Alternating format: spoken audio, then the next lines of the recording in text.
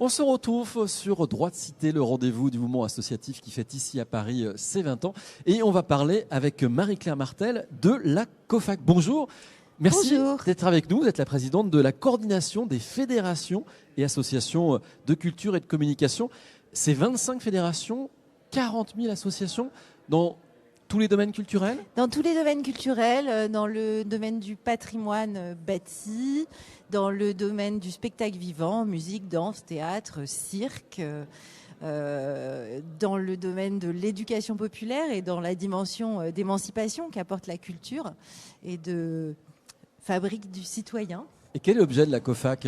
La COFAC, c'est de rassembler justement largement tous ces champs culturels pour travailler à ce qui fait commun et à créer du commun autour de toutes ces thématiques qui peuvent être parfois disparates, et aussi à créer des liens entre les associations sur le terrain pour que justement il y ait un dialogue entre le spectacle vivant et le patrimoine par exemple. Voilà. Et dans une logique de participation du public, bien évidemment. Alors, dans une logique d'effectivité des droits culturels. Les droits culturels, c'est un des droits de l'homme, inséparable des autres droits de l'homme, qui donc concourt à fabriquer de la dignité et de la capacitation des personnes à se saisir de leur propre vie et à devenir des citoyens pleinement investis dans la vie publique. Et on pourrait dire que les droits culturels deviennent effectifs quand, dans le respect de la diversité culturelle, la création est libre, la diffusion est libre, la participation à la vie culturelle est libre et la participation à l'élaboration, à la mise en œuvre et à l'évaluation des politiques publiques culturelles sont libres.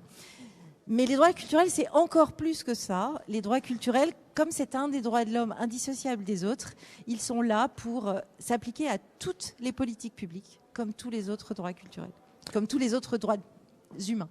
Alors vous avez participé à l'organisation de cette journée, Droit de Cité, qui interroge notre citoyenneté. Et c'est vrai que, vous le disiez à l'instant, mais culture et citoyenneté, c'est la même chose. J'ai envie de dire qu'on devient citoyen aussi par un accès à la culture, l'accès pour la culture pour tous. Oui, ce qu'on défend, c'est plus que l'accès. On devient citoyen quand on arrive à penser sa vie, à décrypter tout ce qui nous entoure. Et la culture, c'est un moyen absolument fondamental, comme l'éducation, pour fabriquer des personnes debout et en capacité, encore une fois, quel que soit leur rang économique, quelle que soit leur vie et quel que soit le territoire dans lequel ils habitent, pouvoir participer à la vie publique. Voilà, et vous avez raison de parler de tous les territoires, aussi bien ruraux qu'urbains, semi-ruraux. Il faut un accès à la culture partout. Voilà, et la culture, en termes de services publics, elle est inégalement répartie sur le territoire. Or, chaque individu a une culture. Et l'enjeu aujourd'hui, c'est le partage des ressources culturelles. Et d'arrêter de considérer que la culture, c'est des biens culturels ou des valeurs.